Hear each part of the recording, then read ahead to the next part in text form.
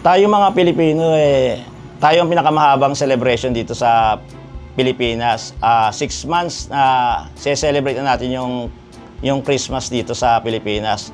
At kilalang-kilala tayo sa ibang bansa na yun nga, pinakamahabang celebration ng Pasko dito.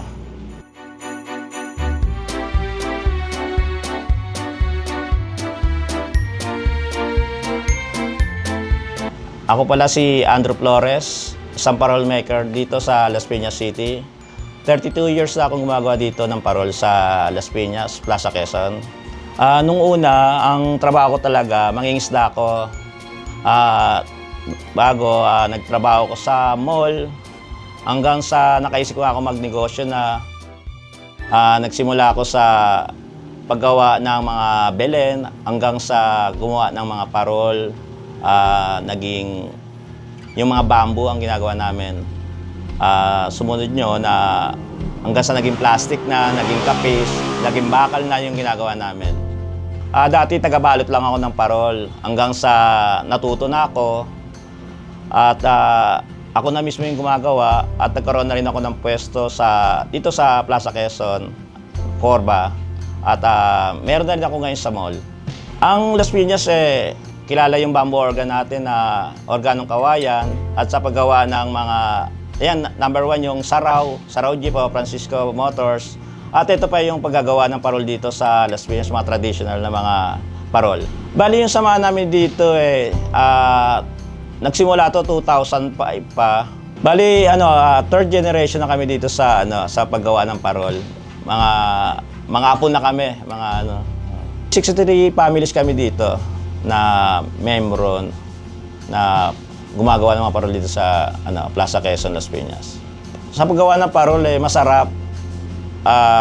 Isa pa nakakatulong sa amin sa pangangailangan namin, sa aming pamilya, sa mga anak namin, na doon kami kumukuha ng mga pagkain, yung mga miscellaneous sa mga bata, sa mga tuition fee. Kaya malaking bagay din yung paggawa namin parol. At nakikilala rin yung kultura namin dito sa Las Piñas. Ito yung bamboo parol na kalimitan na sasabit sa barangay, sa mga subdivision, or sa mga school, mga project ng bata. Ito yung bamboo parol. At ito naman yung kapis na gawa sa shell na talaga namang gustong-gusto ng mga Pilipino, foreigner, sa ibang bansa. Talaga, kilalang-kilala tayo lalo sa US. Talagang, pag may nakasabit sa bahay, sasabihin, ay, Pinoy ang nakatira dito. Ito naman yung gawa sa bakal, steel. Ayan, pailaw siya sa gabi. Matibay. Flat LED naman siya na pailaw niya. Puro LED na siya. Yung Japanese paper, yung papel di Japon, by order na lang talaga yung gumagawa kami. Ayun naman, ang pandikit naman yun, gaw-gaw, niluluto. Bago, hindi siya pwede rugby. Talagang mismong niluluto siya. Ano po yung parang pinaka-challenge na yung gawin? Ito talaga. Kasi ito, mahaba ang proseso na ito. Puputol ka muna, kakayasin mo, o yung pilad na tinatawag. Bago lalagyan mo ng tukod, alambrian mo, babalutan mo, raragbian mo. Kaya masyadong mahaba ang proseso. Pero okay rin naman.